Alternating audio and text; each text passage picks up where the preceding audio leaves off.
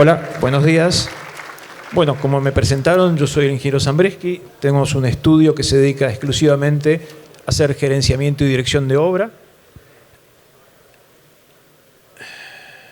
A ver, quiero pasar. A ver.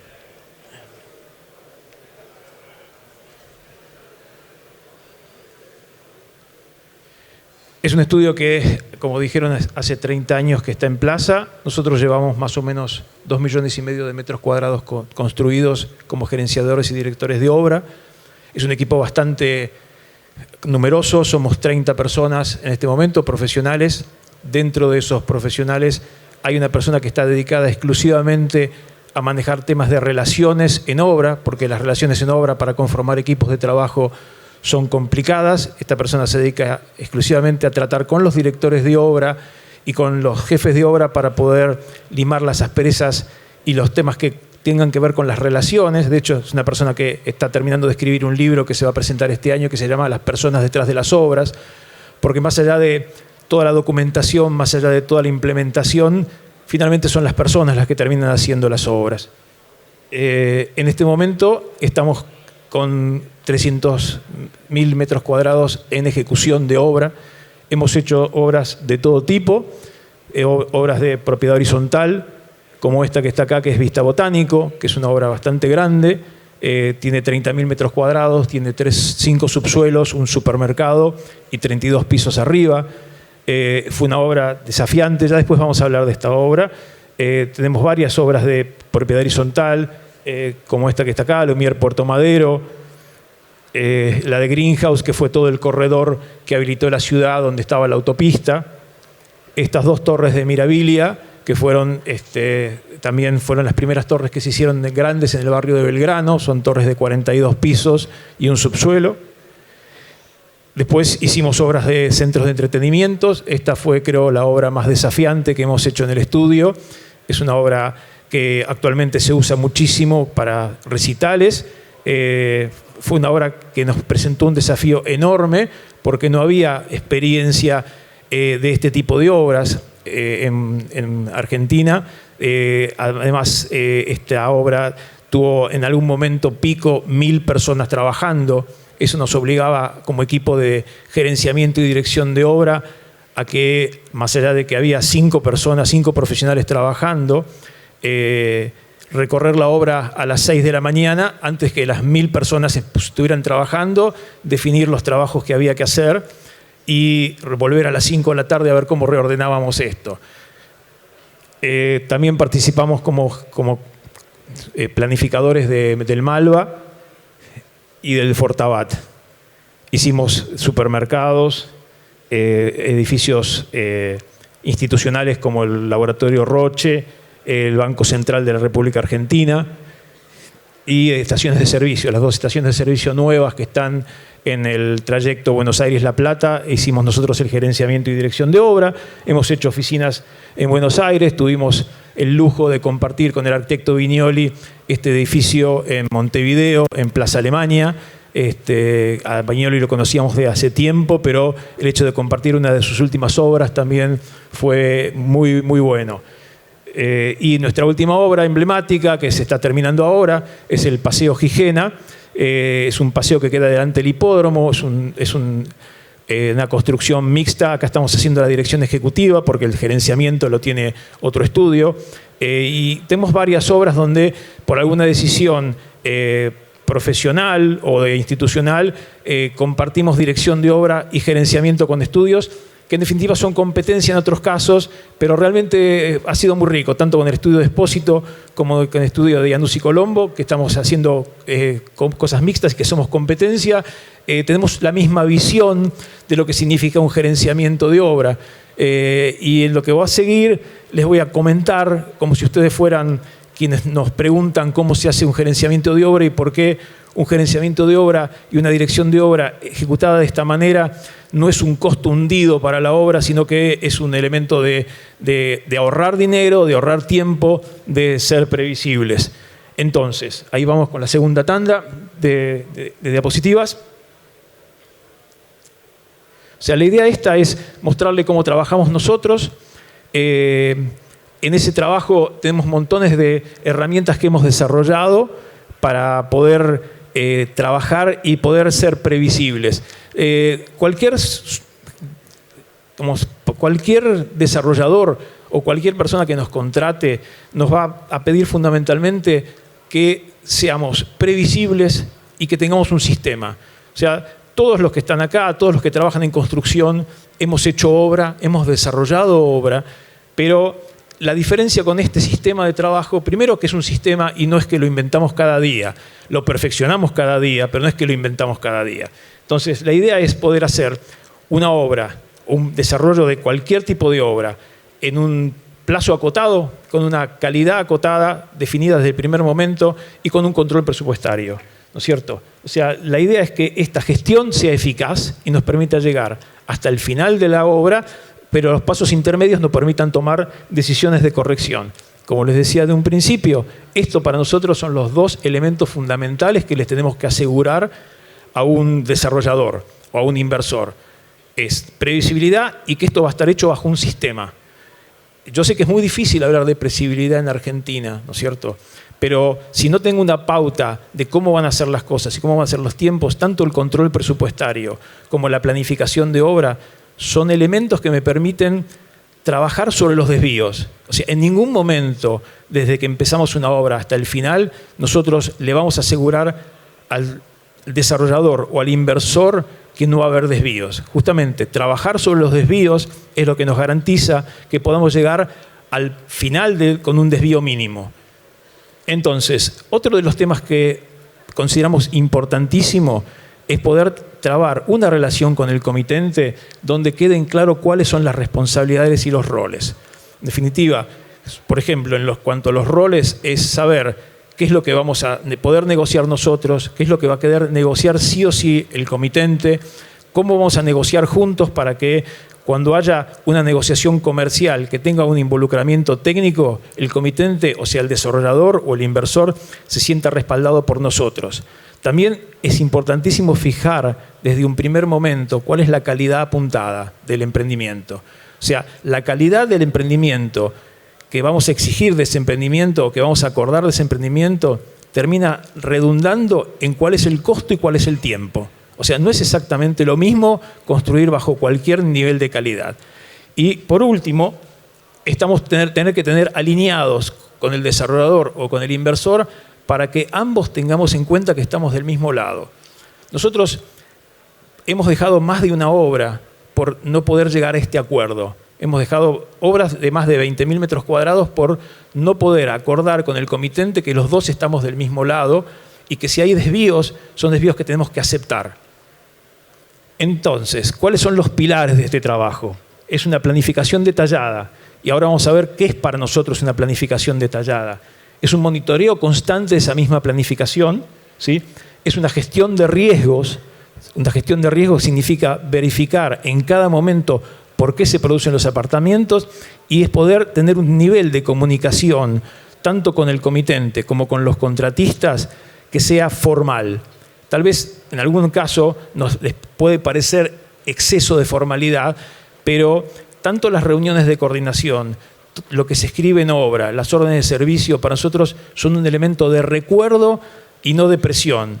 En definitiva, lo que queremos lograr es que los acuerdos que se hacen no tengan solamente el registro de la memoria de los quienes lo hicieron. O sea, nuestras reuniones de coordinación son reuniones de fijación de objetivos, donde esos objetivos tienen que tener un compromiso atrás. O sea, no nos reunimos una vez por semana con 10 gremios a tomar un café. Nos reunimos a convenir qué es lo que podemos hacer en la obra.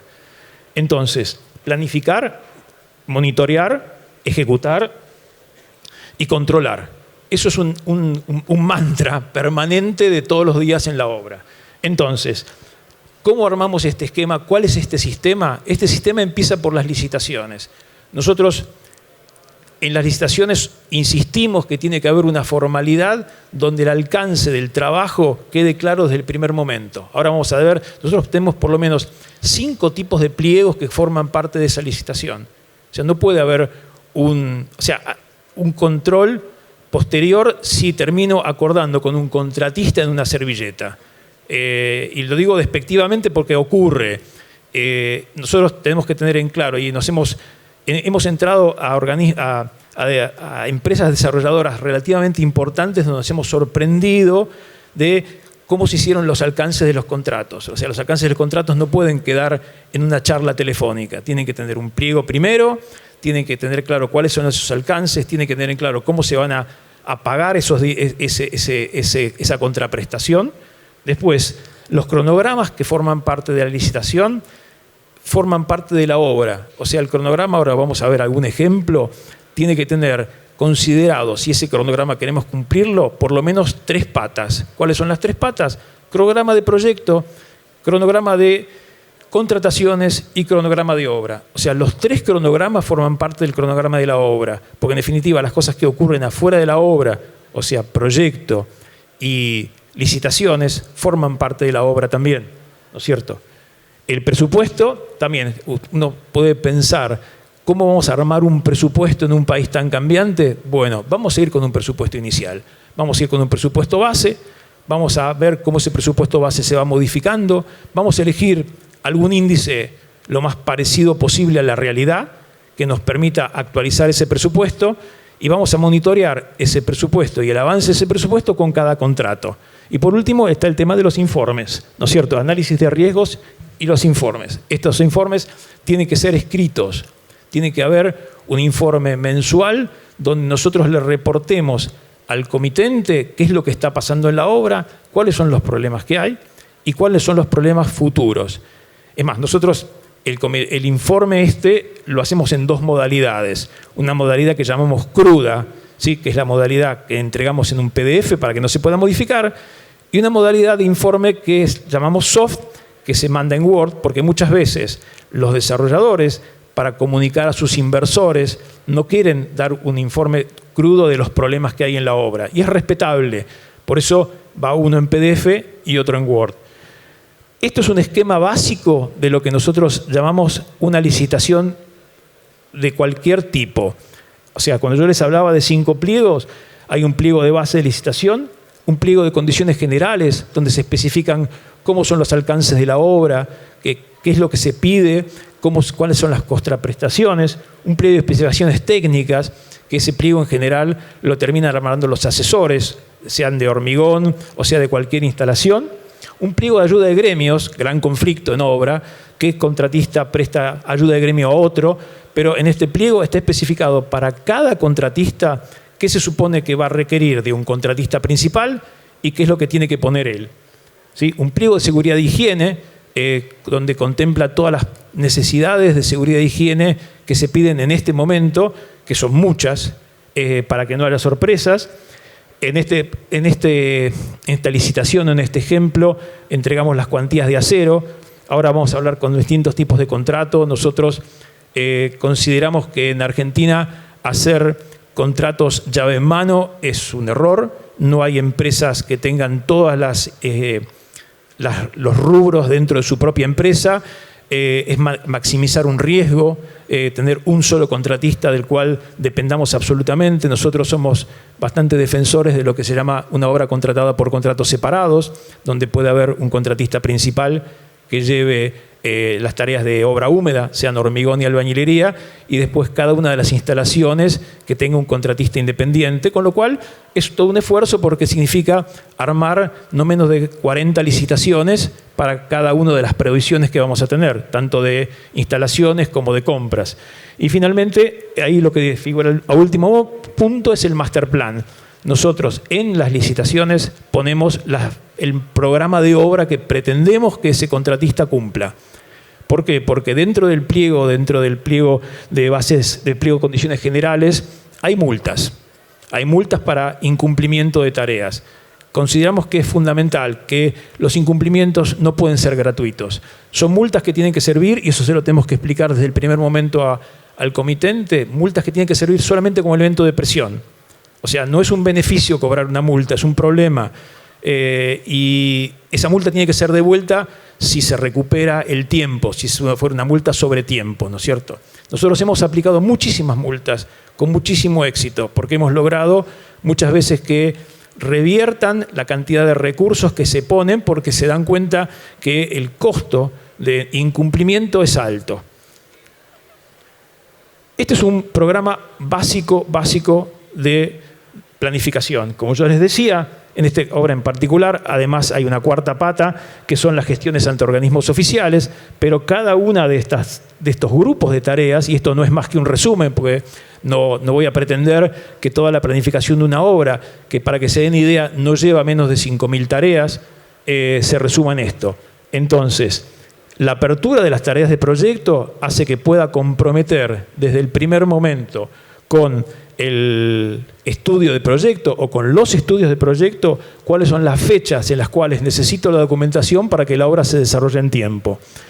Y cuando hablo de un desarrollo de una obra con detalle planificado, me refiero a esto. O sea, cada una de las tareas de obra tiene que estar planificada, porque eso me va a permitir hacer un seguimiento, no una cosa general de cómo vamos. O sea, la pregunta de cómo vamos no funciona en la obra.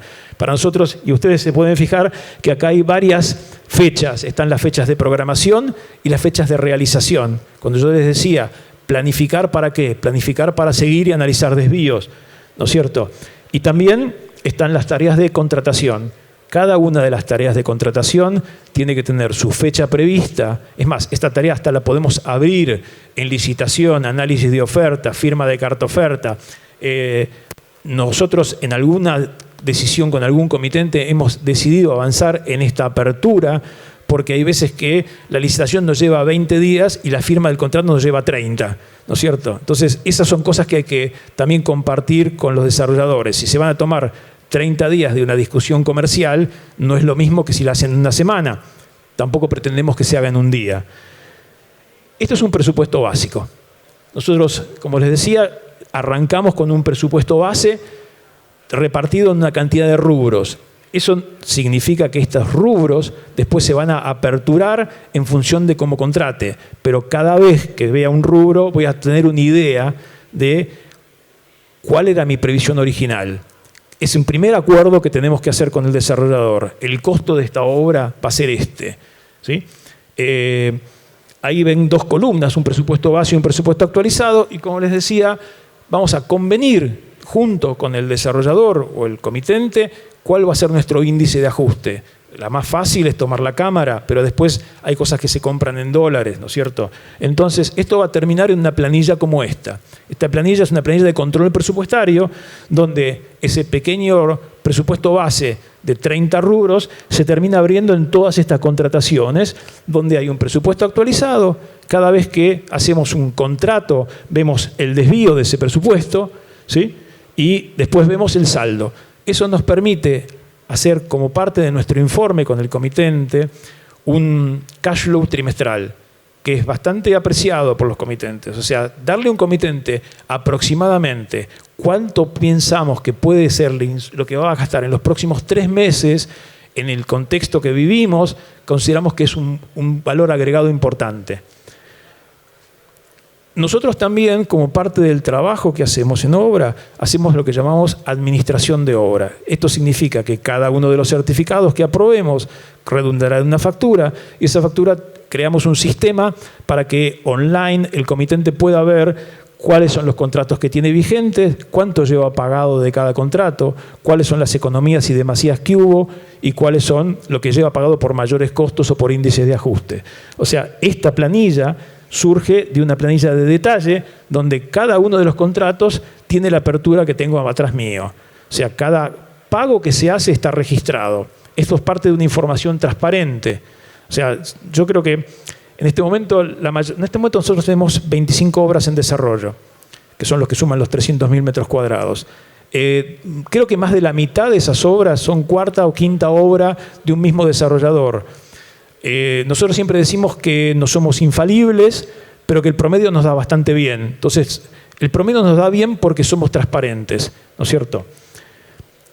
Cuando les hablaba antes de las formas de contrato, nosotros decíamos que defendíamos muchísimo lo que era el contrato por contratos separados. No creemos que, más allá de que alguna empresa grande se nos puede enojar, haya posibilidad de contratar una obra con una sola empresa y que esa empresa nos dé todo, desde la excavación hasta la colocación de artefactos eléctricos. Entonces, para nosotros el sistema mejor de trabajo es un sistema por contratos separados, y el que desaconsejamos totalmente es trabajar por administración, porque trabajar por administración significa que el premio está sobre la ineficiencia, porque se cobra más a medida que las cosas salen más caras y no hay posibilidad de controlar el tiempo. Y después está el tema de la dirección de obra. O sea, nosotros hacemos gerenciamiento y dirección de obra. Hasta ahora casi estuve hablando exclusivamente de gerenciamiento. Entonces, el director de obra o los directores de obra, mínimo para nosotros una persona residente en obra en forma permanente, y ahí dependeremos del tamaño de la obra. Como les decía, en Movistar llegó a haber 5 profesionales trabajando al mismo tiempo. Tiene que conformar y liderar un equipo de proyecto. El equipo de proyecto son los contratistas. En definitiva, nosotros no podemos, consideramos que no se puede hacer una obra haciéndole la guerra a todos los contratistas. O los alineamos en un equipo de proyecto o tendremos que cambiar de contratista. Le hemos rescindido contrato a contratistas o promovido la rescisión si no podían conformar un equipo de trabajo. El control de calidad, ahora vamos a ver cómo lo hacemos, es imprescindible siempre y cuando hayamos fijado los elementos de calidad y a qué calidad apuntamos. El tema de las muestras de calidad es importante, desde qué consideramos un hormigón visto, porque en calidad puede haber situaciones objetivas y situaciones subjetivas, ¿no es cierto? En definitiva, hay gustos para lo que es la calidad. Hay quien aprecia el hormigón visto y quien le parece que falta la mitad de la obra por terminar, y eso es algo que tenemos que convenir desde el principio. Armar soluciones a los problemas es parte del trabajo diario de la dirección de obra. Y por último, un tema no menor en todas las obras es cómo gestionar un proceso de documentación ejecutiva que pueda permitir que las cosas se hagan en obra. No es un tema menor, nos está costando muchísimo trabajo. Los estudios en general hacen lo que llaman documentación licitatoria. Conseguir que haya un esquema de documentación ejecutiva real en obra no es un tema menor para dirección de obra. Por ejemplo, nosotros lo que implementamos fue un sistema de seguimiento de calidad donde esté la posibilidad con un teléfono o con una tablet de que uno de los directores de obra recorra cada sector de la obra verificando lo que aprueba de calidad. En edificios donde hay 300 departamentos, 250 departamentos, si no armamos un sistema donde esta planilla se lleve desde una tablet y pueda recorrerla y termine en esto que es un Excel que está conectado con esa misma planilla y que me permite a los distintos contratistas remitirles qué es lo que tienen aprobado, consideramos que es muy difícil de seguir. O sea, no podemos garantizarlo. No podemos pensar que una persona se va a acordar de entre 200 departamentos cuál era la mesada que estaba bien colocada y cuál es la que no, ¿no es cierto? Y después ideamos un sistema de comunicación que puede parecer excesivamente formal, de notas de pedido y órdenes de servicio. O sea, en este momento, en cualquier obra, están los contratos que forman parte de la obra, que se van dando de alta, donde el contratista puede poner una nota de pedido en forma online y la firmo yo también online, o yo puedo poner una orden de servicio. O sea, estoy viendo un esquema donde hay todas órdenes de servicio y puedo acceder. Lo que hicimos como hace poco, hace un año, es hacer que los desarrolladores o el comitente puedan acceder a este sistema sin posibilidad de editar. O sea, el comitente puede ver de su obra, y solamente de su obra, todas las notas de pedido y las órdenes de servicio que están girando. El comitente o su asesor legal. Hay obras que son mucho más complicadas que otras y el asesor legal es parte de la solución. ¿Cuáles son las obras que consideramos emblemáticas para el estudio? Como les decía, esta obra, Vista Botánico, fue una de las obras grandes que hicimos. Para nosotros fue un desafío porque tiene 5 subsuelos. En Buenos Aires era la primera vez que se construían 5 subsuelos al lado de un edificio de 14 pisos. Esto sirvió para que el ingeniero Feinstein terminaba de redondear y de hacer por la legislatura una reglamentación, una ley que se llama Ley de Anclajes en Buenos Aires, que es la que permite que los submurales se puedan anclar en los vecinos. Esto se hacía antes que estuviera aprobada esta ley, pero se hacía no en forma oficial, por llamarlo de una vez, ¿no es cierto? Gracias a esto, ¿por qué? Porque nosotros empezamos a hacer esta torre pensando que íbamos a poder dejar contra el edificio de 14 pisos un talud. Y después nos dimos cuenta que si dejábamos un talud de 5 pisos de altura, o sea, de 5 subsuelos, el edificio vecino se iba a rajar completamente. Entonces cambiamos y decidimos hacer anclajes activos, que a partir de ahí empezamos a trabajar mucho con anclajes activos para que contener el talud, digamos, el edificio vecino. Y realmente no fue bien porque no tuvimos problemas con los edificios vecinos. Este edificio se terminó, tiene 250 departamentos, tiene, como les decía, 32 pisos, tiene un supermercado bastante grande al lado, que este edificio está ubicado en Scalabrini, Ortiz y Santa Fe. Y el otro edificio emblemático para el estudio, que para nosotros son 2 casos exitosos. Digo, ¿por qué 2 casos exitosos? Porque en ambos casos logramos armar con el comitente un esquema de trabajo y con los contratistas, especialmente en este edificio, ¿no es cierto? Este edificio, nosotros cuando hicimos una programación, la tuvimos que ir cambiando esa programación a medida que nos dábamos cuenta cómo funcionaba esto. Esa programación nos sirvió para cruzar el techo, que es un techo que tiene 80 metros sin columnas intermedias, que se fabricó en Galicia, los tiempos de montaje y de fabricación. Fue realmente una experiencia muy interesante. En esta pirámide, para ir terminando, por lo menos la primera parte, en esta pirámide consideramos que al final de todo, en el último punto, que no sé si llega a leer, está la calidad. ¿Por qué al final de todo está la calidad? Porque más allá de que la obra se haga en presupuesto, se haga en plazo, podamos coordinar mejor o peor con cada uno de los intervinientes en este proyecto, lo que nosotros consideramos que queda en la memoria de todos, en la memoria de la ciudad, y es lo que tenemos que defender, es la calidad de lo que hacemos. Entonces, creo que no es un tema menor trabajar sobre la calidad y sobre lo que va a quedar, que es lo que tenemos que garantizar, y nosotros tenemos un servicio que llamamos de postventa, porque creo que todos los que hemos trabajado en construcción de edificios nos preocupa qué significa la postventa de un edificio. Por más que hayamos hecho el control de calidad, por más que hayamos probado las instalaciones, el uso de un edificio nos marca siempre algún inconveniente que no pudimos prever durante su ejecución. Y para nosotros no es un error. O sea, para nosotros es parte de lo que tenemos que hacer. Un edificio de este tipo tiene no menos de 4 a 6 meses de postventa, donde lo que tenemos que hacer es apoyar al desarrollador, es tratar de encontrar las soluciones a los problemas que en su momento no pudimos detectar, pero creemos que no es una falla, es parte del proceso. Y cuando yo hablaba al principio de todo, de la relación con el comitente, creo que es lo que primero hay que explicar, ¿no es cierto? Una obra es un problema muy complejo a ser resuelto porque intervienen muchísimos actores.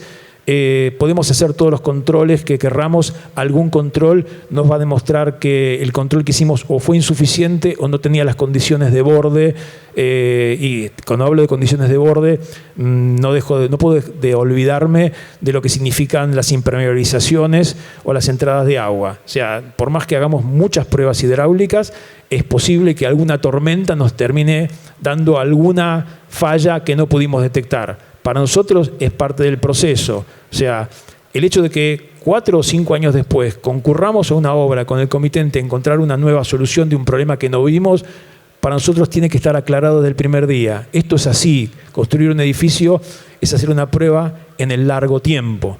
Y tenemos que estar dispuestos. De hecho, lo hacemos, no es un problema. Tratamos de que sean la menor cantidad posible. Y toda esta información de respaldo que yo hablaba, todo este control de calidad, nos ayuda siempre a que esa corrección sea corta y menos traumática.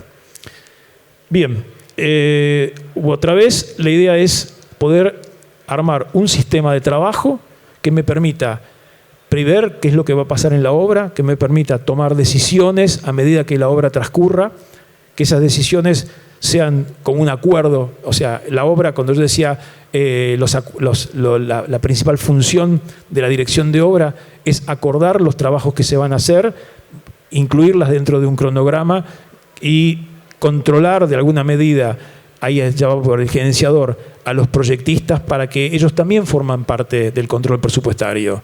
O sea, desde el primer momento donde se diseña, tiene que haber un criterio acordado de presupuesto. Y no hablo solamente de elegir un revestimiento más caro o menos caro. Nosotros estamos trabajando ahora en un shopping, donde era el shopping design de La Recoleta, donde en realidad había una previsión para locales gastronómicos con un consumo de gas desproporcionado respecto de lo que se termina usando. O sea, pasar de 3.200 metros cúbicos hora a 800 metros cúbicos hora con la misma prestación es una de las tareas del desarrollo del gerenciador, para explicarle que en realidad la mayor parte en este momento de los locales gastronómicos no son parrillas, como lo eran hace mucho, y que con una cocina eléctrica se pueden desarrollar perfectamente. Y eso es control presupuestario, es que arranca en el momento del diseño, y eso nos sirvió para trabajar con los proyectistas, y me corro a un costado de los arquitectos, que son, si nos parece, los únicos castigados, con los ingenieros que habían armado un consumo de gas o una cantidad de locales gastronómicos que lo iban a tener y no lo tienen. Bien, si les parece, si quieren hacer alguna consulta de alguna de las diapositivas que vimos o de alguna digamos, si quieren pasar un micrófono. Sí, ingeniero, a medida que van levantando la mano lo vamos acercando, ahí lo voy a acercar.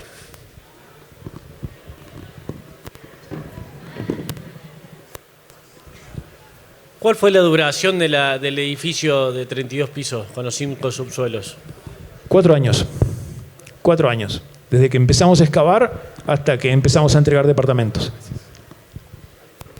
Y tuvimos un desvío de 4 meses de nuestra programación. Para nosotros, por eso lo planteo como caso exitoso. Muy bien, levantamos la mano. Quien quiera formular una pregunta. Quienes estén interesados en hacer alguna consulta de lo que hemos visto en las diapositivas. Muy bien. Buenos días, ¿cómo le va? Buen día. Su primera obra, como para ponerla en rango de éxito, del 1 al 10. Por éxito, sí. Estas dos que presenté, tanto el Movistar como el Botánico. ¿Fueron las primeras? Ah, no, es decir... Su primera obra. Mi primera obra... ¿Cómo usted la califica?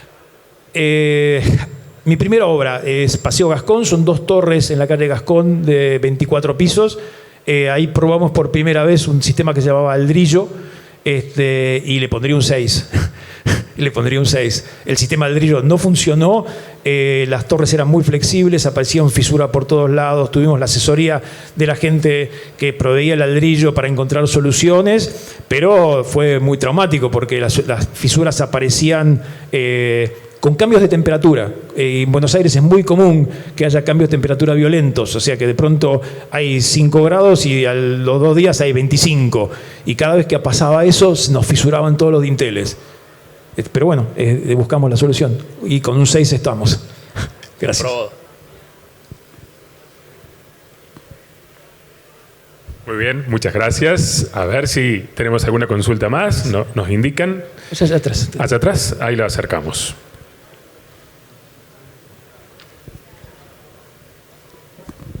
Hola, ¿qué tal?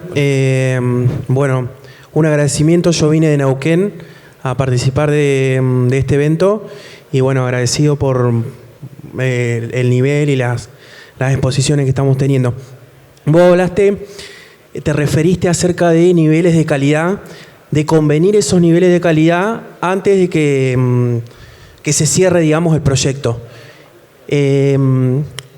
Particularmente en el tema estético, no sé con qué criterio se puede determinar un nivel de calidad. Es un problema que yo veo en las obras y la verdad que no sé qué solución se puede tener como para ser un poco objetivo en el tema ese. A ver, te comento, nosotros, es más, nuestros primeros trabajos fueron contratos de dirección de obra hechos por estudios de proyecto, que no querían hacer la dirección de obra, o que no les gusta, o que no, lo que fuera, no importa.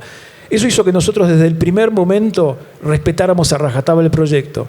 O sea, yo soy ingeniero, así que me abstengo de mis comentarios sobre la estética. Lo digo en broma. Pero nosotros respetamos absolutamente y creo que la estética salvo que sea una exageración en cuanto a costo y plantearlo solamente como una exageración en cuanto a costo, nosotros el proyecto lo respetamos a rajatabla y por eso podemos formar equipo con los proyectistas, si no sería una batalla campal, ¿no es cierto?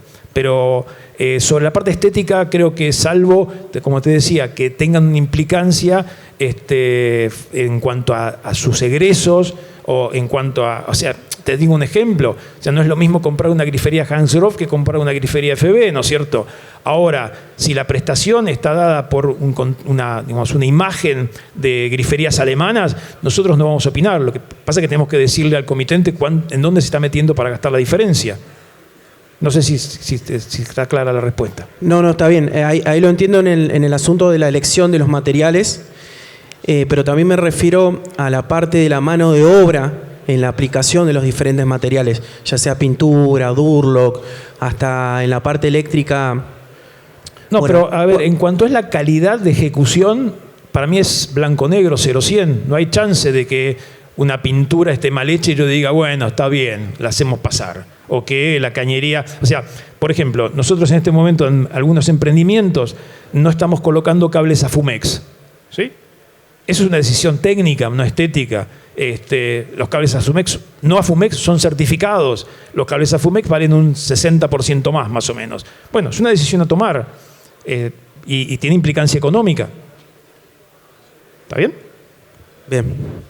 Bueno. ¿Qué tal? Buen día, Nicolás, mi nombre.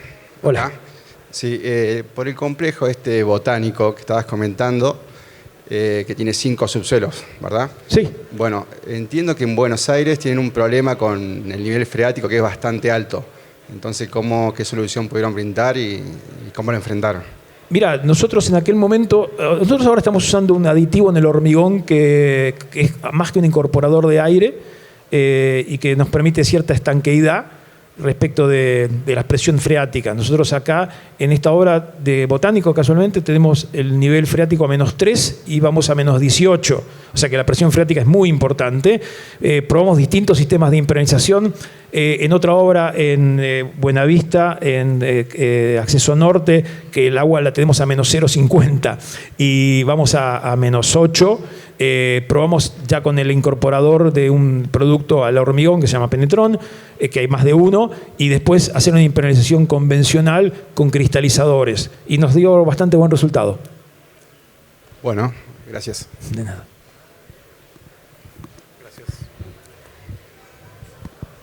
Buen día. Buen día. Hablaste de plazo de postventa promedio de 4 o 6 meses. ¿Cuáles son los rubros que más problema o más seguimiento postventa tienen en las obras?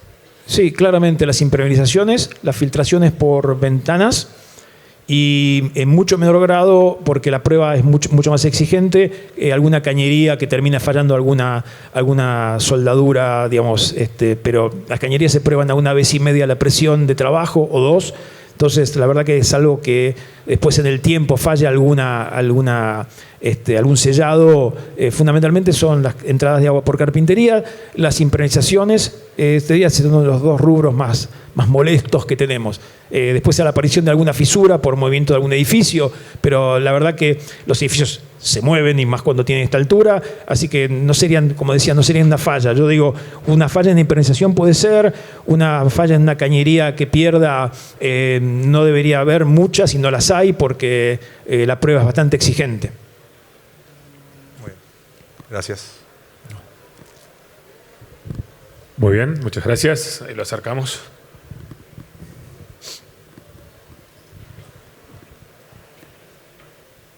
Gracias.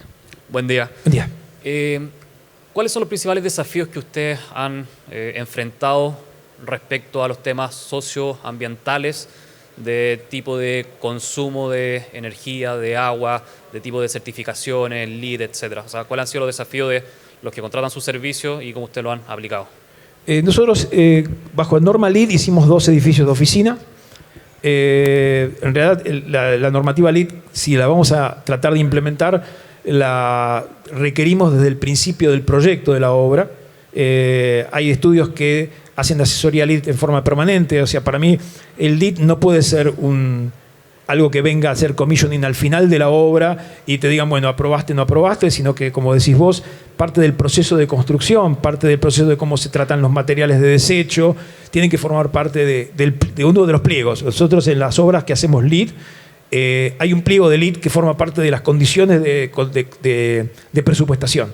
Entonces, de esa manera, es un sobrecosto, claramente es un sobrecosto, pero bueno, hay un compromiso especialmente de muchas empresas, que yo lo apruebo, de sustentabilidad, ¿no es cierto?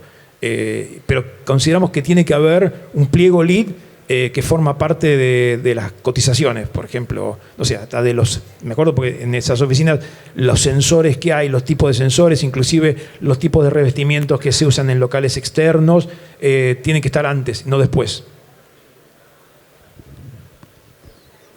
Muy bien, a ver si tenemos alguna consulta más. Levantan la mano y ya destinamos los minutos finales, aprovechando la visita del ingeniero, tan interesante. Muy bien, gracias. Gracias. ¿Qué tal? Buen día. Buen día. Quería consultarle en este tiempo que lleva en toda su experiencia con el tema del aporte en cuanto a innovación y tecnología en todos los procesos y en la parte de gerenciamiento y demás, de todos sus desarrollos que ha podido llevar a cabo, cómo ha trabajado con eso y si apoya o en qué grado y medida ha podido tener esta innovación y el uso de la tecnología dentro de los procesos que ha realizado. Sí, bueno, para nosotros es fundamental. Nosotros desarrollamos metodología propia, o sea, todos estos imágenes que vieron son programas que nosotros desarrollamos. Es indispensable para nosotros tener este desarrollo donde no solamente el desarrollo está en la facilidad de trabajo, en la facilidad de reportes, sino en la facilidad de acceso a la información.